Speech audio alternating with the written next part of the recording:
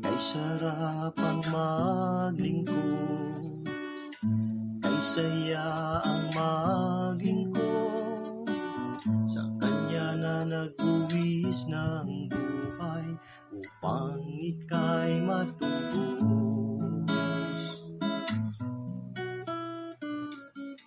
Kailan mo pa'y susuko buhay at kalooban mo kay Jesus na napako sa krus upang ika'y matubos.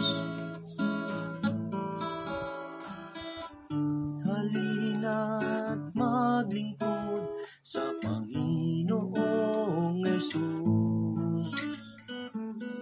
Di sayang ang pagod at paglilingkod. May mga pagsubok man, biyaya niya'y lubos. Halina't maglingkod.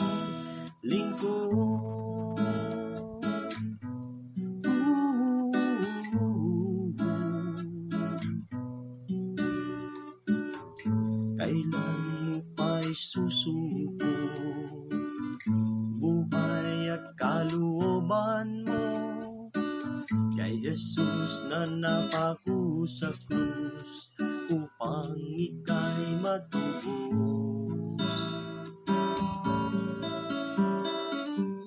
Halina't maglingkod sa Panginoong Jesus. Di sayang ang pagod at paglilingkod. May mga pagsubok man, biyaya niya'y lubos.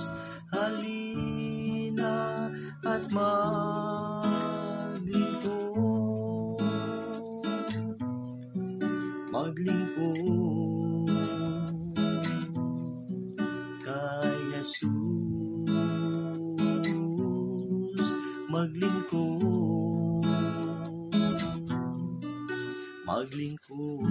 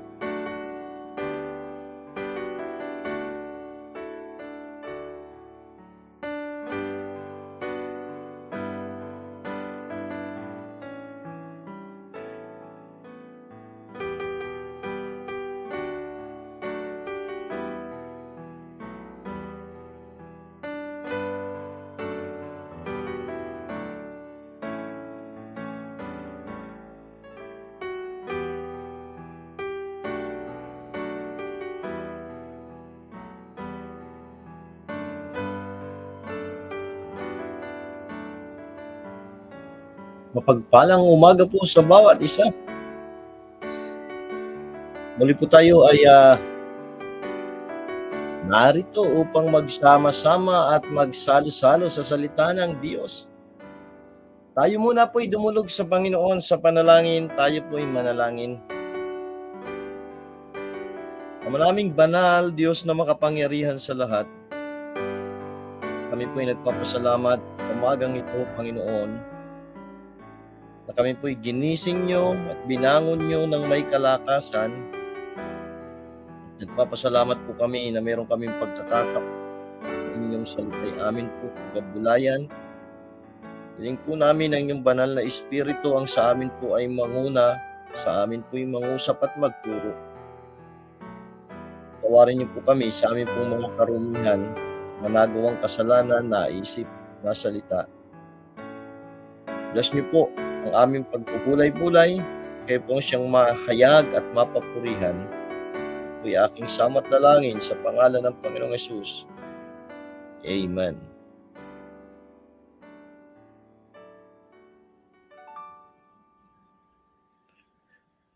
Amen. Tayo po ay dumako na sa salita ng Diyos. Dito po sa Psalms chapter 58, Psalms chapter 58, 58, 68. Psalm 68, verse 15 hanggang verse 18.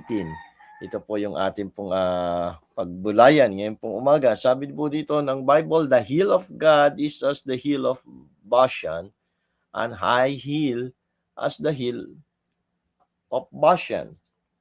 Why leap ye high hills? This is the hill which God desired to dwell in. Yea, the Lord will dwell in it forever. The chariots of God are 20,000, even thousands of angels. The Lord is among them as in Sinai, in the holy place. Thou hast ascended on high, thou hast led captivity captive. Thou hast received gifts for men, yea, for the rebellious also, that the Lord God might dwell among them. Amen. Ang Diyos po ang magpala sa kanyang mga salita na atin pong nabasa. At pamagatan po natin ito pong pag-aaral na ito na the glory of the church. The glory of the church. At dahil dito po sa bahaging ito, makikita po natin pinahahayag o pinakikita yung kalwalhatian ng church ng ating pong Panginoon, the church of God, the glory of the church of God. At ano po yung pinahahayag dito? Una, sabi doon sa verse 15, the hill of God is as the hill of Bashan, and high hill as the hill of Bashan. It consists in its being the dwelling place of God.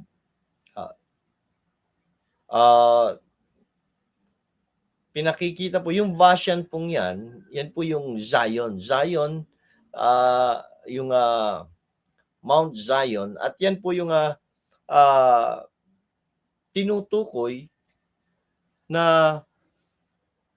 burol o bundok na kung saan naandun yung hangad o desire ng Panginoon na panahanan. At ang ating pong Diyos ay nananahan din sa church. Kaya nga sabi ng Panginoon ni Apostle Paul sa Efeso ba yan, di ba?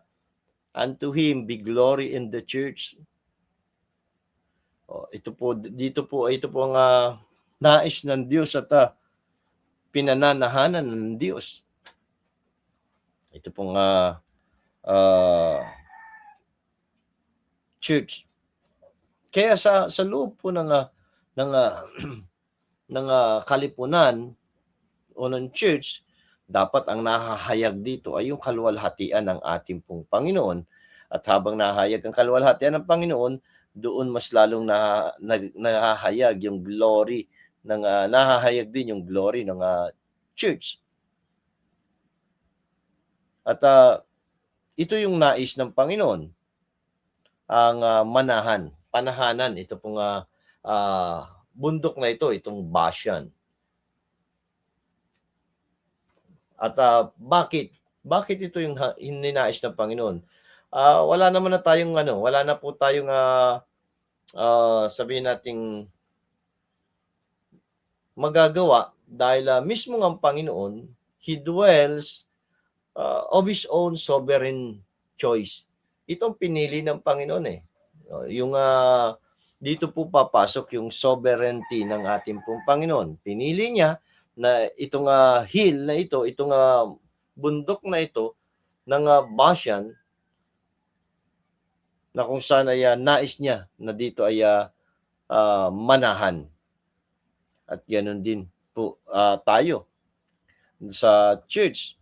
Pinili ng Panginoon ang church na kung saan ay kanya ring pananahanan. Hindi po yung church na yung building ang ating tinutukoy. Alam naman na natin yan na yung church ay yung kalipunan ng mga tao na nanampalataya. Sabi nga ay sa definition ng church ay it is a called out assembly.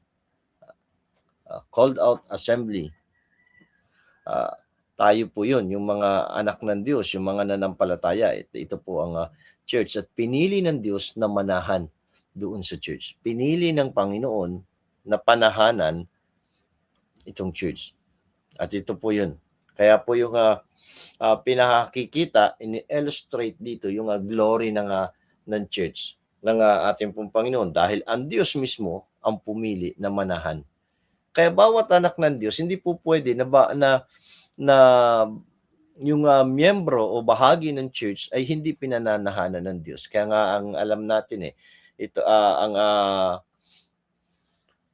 church ay kalipunan ng mga nanampalataya na bautismuhan, scripturally baptized, at sa meeting in one place sa iisang layunin. At ang layunin ay mapapurihan ng Diyos at sundin yung utos ng Panginoon. At hindi lamang po yan hindi lamang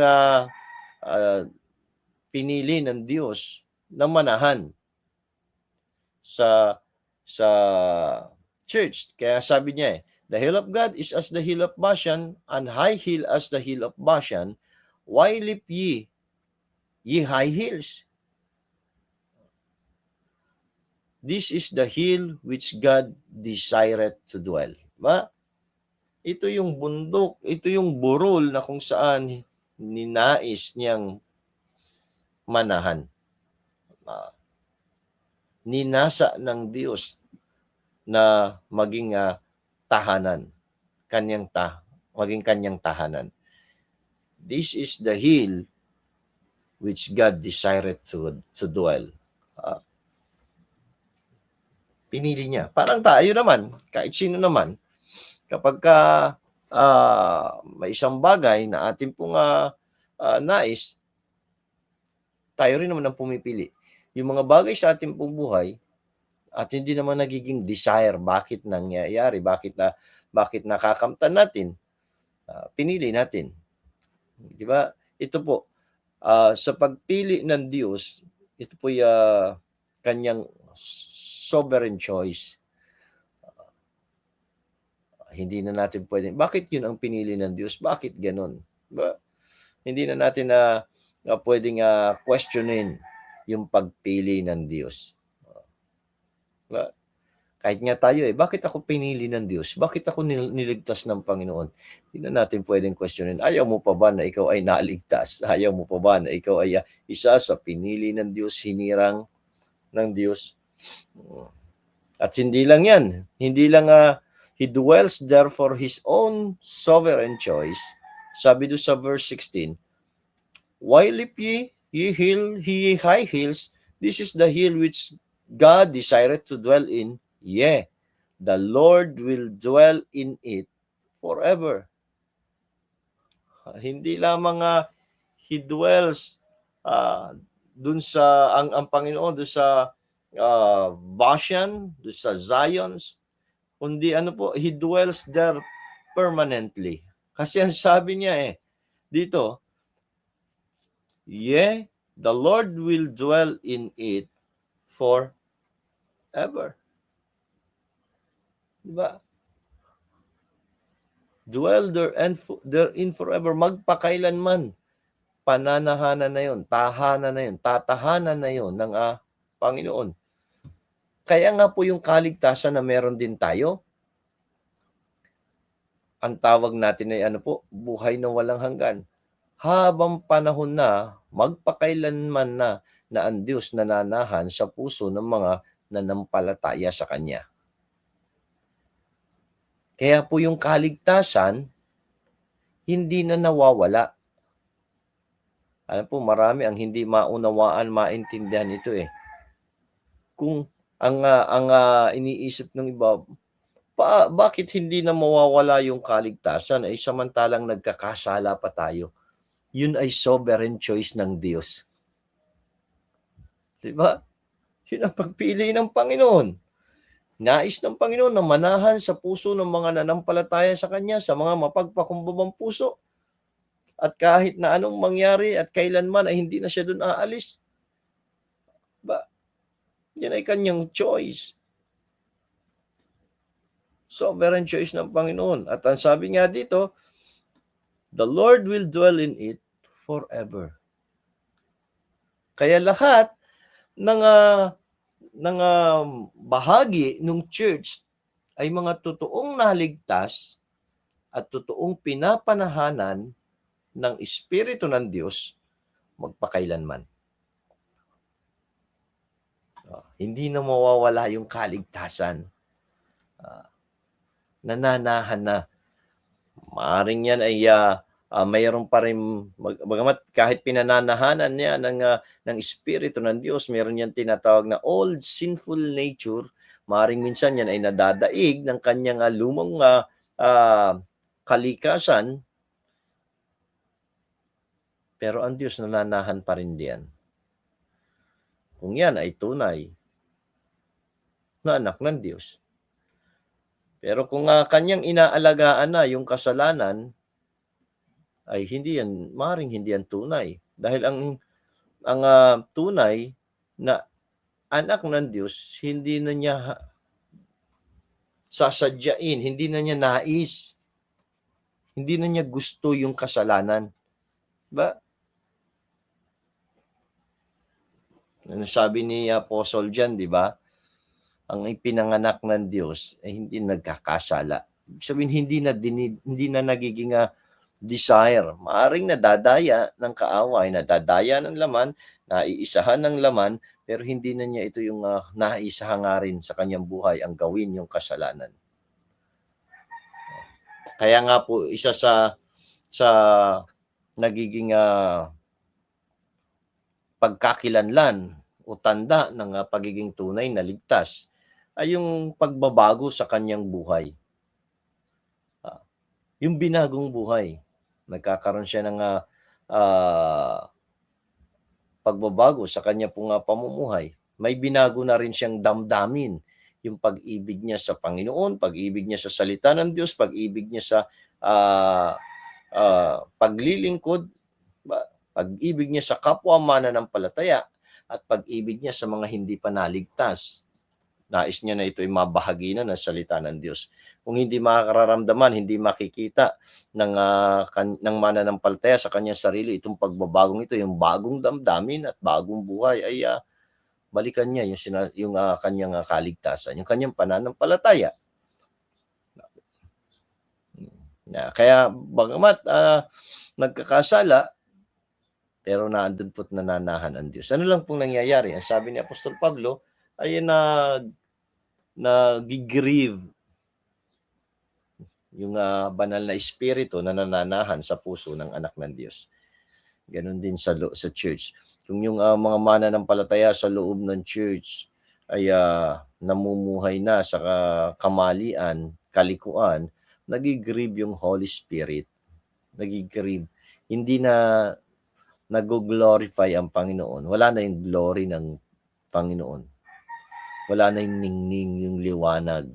Kaya ano po, dito, nakita natin na ito yung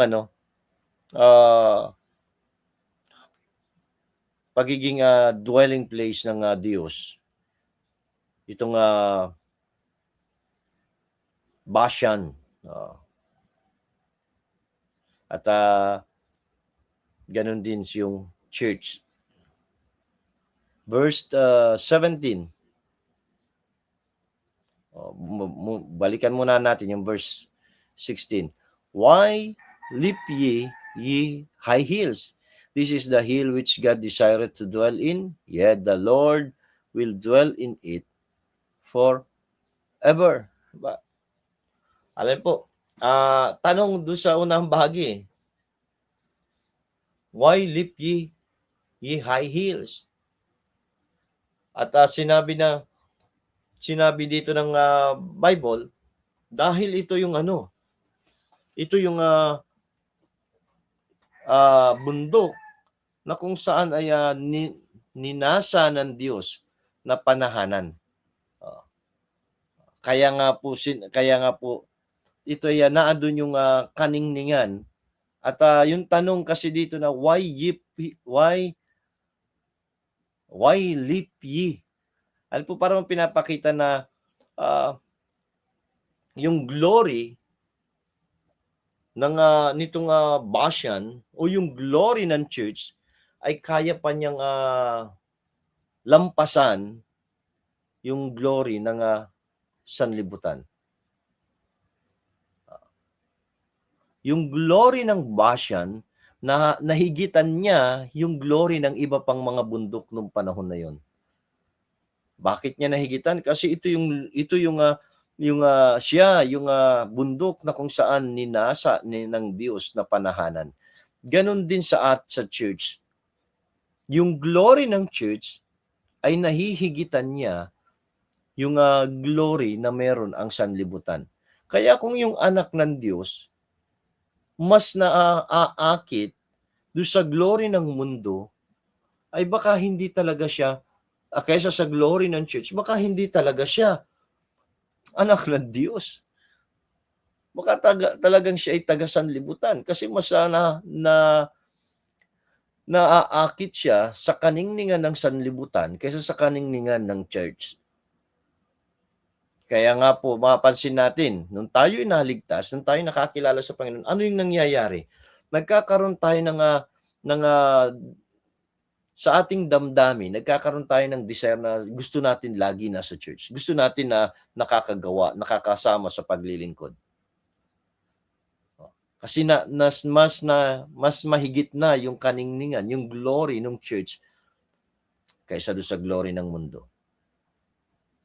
Sa aking karanasan, yun ang naranasan ko. Para bang gusto kong hilahin na agad yung araw at na maging araw ng linggo para makapunta sa church. Sa ngayong panahon, mapapansin natin, para bang may mga mananampalataya na para bang napipilitan na lang na pumunta sa church. Napipilitan na lang na maglingkod sa Panginoon. Yung buhay po natin bilang Kristiyano ay buhay paglilingkod, hindi lamang buhay kapag kaaraw ng linggo. Maraming Kristiyano na Sunday lamang nagiging Kristiyano.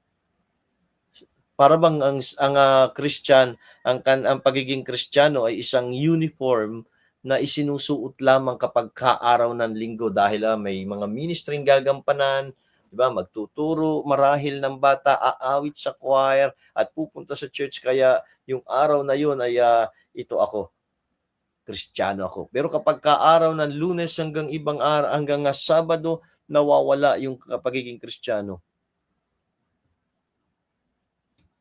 Dapat para sa atin na anak ng Diyos, mas kaakit-akit yung church kumpara sa mundo. Yung mga naiisip dapat natin na ano pa ba yung pwede kong maiambag, magawa para sa aming church. At ito'y para sa aming Diyos. Para sa aking Diyos. Ano pa ba? Diba? Hindi lamang po yan. Ang sabi niya, why leap ye high hills? Kasi nga, nalampasan, nahigitan ng glory ng Bashan yung ibang mga bundok. Ganun din, sabi ko nga, mas higit dapat at mas nalalampasan ng glory ng church, itong glory, yung kaningningan na meron ang sanlibutan. At sa verse 17, sabi dito ni David, the chariots of God are 20,000, even thousands of angels. The Lord is among them as in Sinai in the holy place. Ano pong pinakita pa niya dito? Dito sa glory ng church.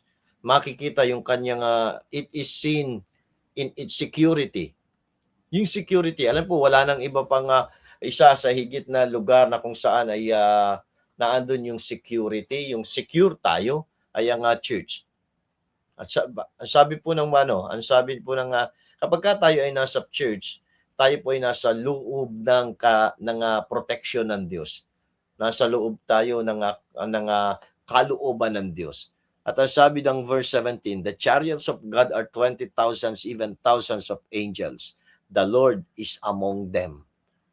Kung ang church ay place na kung saan ay ninasa ng Diyos na panahanan. Sabi ng verse 17, the Lord is among them, do sa mga taong naandun sa church. The Lord is among them. At ano po yung makikita natin? Yung security. Bakit? Ang sabi niya, the chariots of God are 20,000s, even thousands of angels. Para maaari sabihin natin, ay kukunti lang naman, 20,000s. Gaano ba karami ang kaya na patayin ng isang anghel? Diba? Kung maalala natin nung panahon ni David na kanyang pinabilang yung bayan at nagalit ang Panginoon, gaano karami yung napatay ng anghel? Ba, isang angel lang. Kaya ano po pinakikita dito? Yung security na meron tayo kung tayo ay nasa church.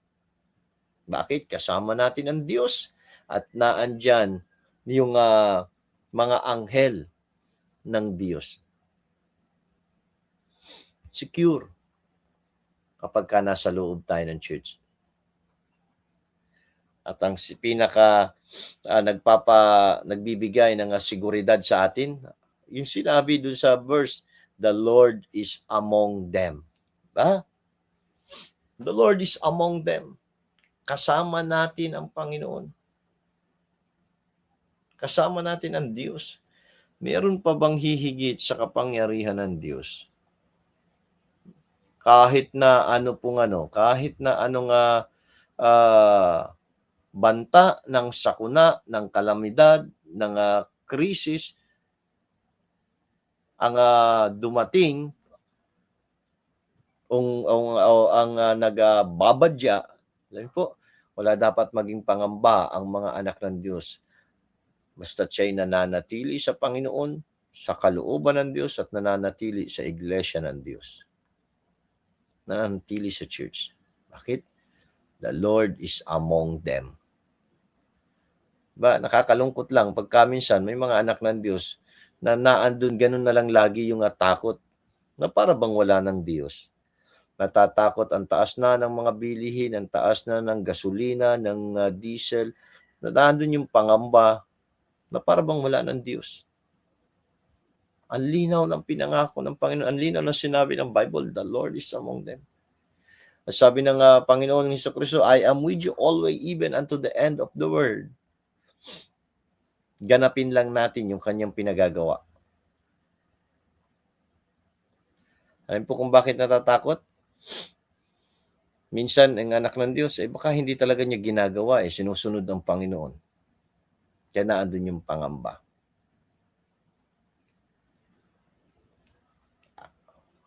At sabi doon sa hulihang bahagi, nung verse 17, the chariots of God are 20,000s, even thousands of angels. The Lord is among them, as in Sinai, in the holy place.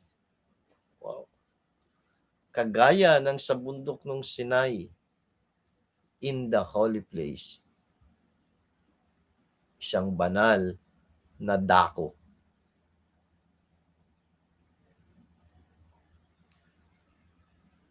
Diba? Kaya yung pong kaluwalhatian ng church ay nahayag kapag ka nakita niya na yung presensya ng Diyos ay nasa kanilang kalagitnaan. Bakit po? Nagre-reflect yung glory ng Diyos doon sa church. Doon sa character at conduct ng bawat miyembro ng church. Kaya po kapag ka yung anak ng Diyos na andun sa church, laging nahayag at napapakinggan yung salita ng Diyos, yung glory ng Panginoon ay naaabot tayo, nagre-reflect sa atin pong buhay. Kaya nga po ang mahahayag sa ating pong buhay, hindi yung ating sariling glory, kundi yung glory na meron ng ating pong Diyos. At dito nakikita yung glory ng church. Ano po? Yung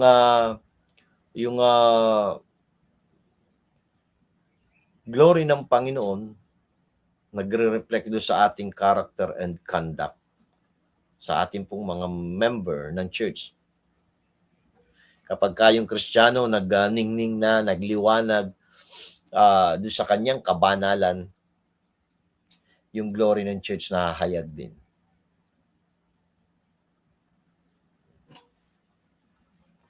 Verse 18. Thou hast ascended on high, thou hast led captivity captive, thou hast received the gifts for men, yea, for the rebellious also, that the Lord God might dwell among them. Thou hast ascended on high, thou hast led captivity captive, thou hast received gifts, at hindi lamang, sabi pa niya dyan yea, for the rebellious also. Diba? Kahit pa doon sa mga nagre-rebelde. Ano po pinakita dito? Yung pagliligtas ng Diyos, yung katagumpayan na binibigay ng Diyos sa kanya pong mga anak. At dahil sa tagumpay na yan, naandun po yung mga samsam, yung spoils. At dito po tinatanggap. Alam niyo po yung nung panahon, anong ginagawa nila? Nung mga sa bawat labanan na meron yung mga mananampalataya, yung bayan ng Diyos, yung mga samsam, yung mga spoils nila na nakukuha sa digmaan, inihahandog din nila ito sa Panginoon. Kaya kung maalala nyo, yung ginawa ni King Saul, ang bilin ng Diyos, kaya lipulin lahat yung mga Amalekites, maging mga kababaihan, mga bata, maging yung kanilang mga alagang hayop. Ubusin lahat. Pero dahil nga sa nakita ni Saul na matataba yung mga baka, yung mga tupa, ano pong ginawa niya? In-spare niya ito. At ang katuwiran niya, ihahandog niya sa Diyos. Nung narinig, pagdating ni Prophet Samuel at narinig niya yung kaingay nitong mga hayop, sabi niya, ano yan? Anong sagot ni King Saul? Ito'y handog namin sa Panginoon. Anong sagot ni Prophet Samuel? To obey is better than sacrifice. Ba? Ang nais ng Diyos ay yung sundin siya, sumunod tayo sa pinag-uutos niya, at hindi niya hangad yung ating mga sakripisyo. Pero bagamat dito, pinakita dito, sabi ng Bible, thou hast ascended on high, thou hast led captivity captive, na andun yung pagpapatnubay ng Diyos doon sa mga bihag hanggang sila ay napalaya. At ano pong nangyari? Ano pong ginawa ng Panginoon? Diyan. Sabi niya, thou hast received gifts for men, yea, for the rebellious also, that the Lord God might dwell among them. Para ano po? Para panahanan sila ng Diyos. Ano pong makikita natin dito sa kabuuan ito? Atin po dapat matutunan kung ano yung tunay na kaluwalhatian. Bilang isang iglesia, matutunan natin ano ba yung glory dapat ng church. Yung glory ng church ay makikita rin kapag tayo po'y nagningning. Dahil ang Diyos ay naandun sa church, yung kanyang glory dapat nagre-reflect sa buhay ng mga mananampalataya at makikita doon sa ating pong character, doon sa ating pong conduct. At habang nahahayag yun sa atin, nagre-reflect sa atin, mas nahahayag yung tunay na kaluwalhatian ng church. At dapat yung glory ng church ay mas nahihigitan pa yung glory ng sanlibutan. Ano po, minsan kasi para bang mas maningning talaga ang mundo Pero dapat sa ating pong mga anak ng Diyos, mas magningning yung ating pong church. At sa mga anak ng Diyos, mas pagtiwalaan natin ang Diyos. Yung kanyang pagtatagumpay at seguridad na ibibigay sa atin pong buhay. At atin pong hangarin yung kanyang presensya pa. Yung kanyang presensya ng higit sa ano pa mang bagay. Nandun minsan yung ating mga pangamba sa ating mga pangangailangan, pero mas hangarin natin ang presensya ng Diyos. Tayo po'y manalangin, Panginoon, nagpapasalamat po kami sa inyo pong mga salita, sa paalaala sa amin, kung paano po ay nakita namin na inyong hinangad, ninasa at nais nyo na panahanan ang church at mahayag ang inyong kaningningan, ang inyong kaluwalhatian. Tulungan niyo po kami na ito po makita sa amin pong mga conduct and character, maging sa amin pong behavior, mga pag-uugali, Panginoon. At ang habang nangyayari ay nahahayag ay kayo, Panginoon. At nabibigyan ng kaluwalhatian ay kayo, Panginoon. Patawad sa amin pong mga pagkukulang, sa amin pong mga pagkakamali, patawad sa mga karumihan na meron kami. At dalangin po namin na kami po'y maging kasangkapan nyo para maabot din ng iba na wala pang kaligtasan, Panginoon. Hinihiling ko po ang inyo po mga anak, ingatan sa mga magbubiyahe, papasok sa trabaho, sa kanila pong mga negosyo o hanap buhay, Panginoon, pagpalain niyo po sila.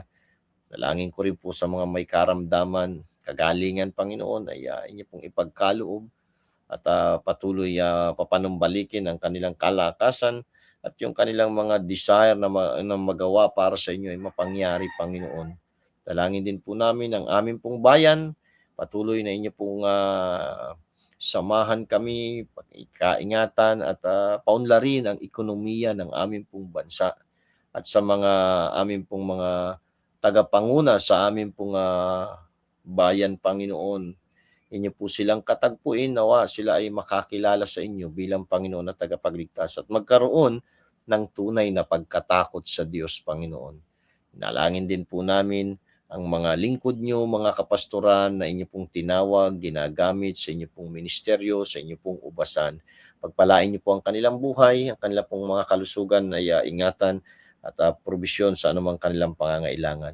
Pinagkakatiwala po namin sa inyo ang buong maghapong ito, Panginoon. Pangunahan niyo po kami at kayo po nawaan siyang makita sa amin pong mga buhay at patotoo. Salamat po. Ang lahat na ito ay aming samo at dalangin sa pangalan ng Panginoong Hesus. Amen. Amen. Magandang umaga po at pagpalain tayo ng atin pong Panginoon. Maraming salamat sa mga nakinig, nanood, at hindi ko man kayo mapati isa-isa ang iyong mga pangalan. Maraming salamat po at pagpalain kayo ng ating Panginoon. Open the Bible, hear God speak. Truth and life for those who seek. Every word a shining light, guiding us both day and night. It is God's will, clear and true. Search His word to know Jesus too. All the pages testify, Christ the way, the truth, the light. Search the scriptures, read and see. They reveal Christ faithfully. In His name life is given, eternal life, the hope of heaven.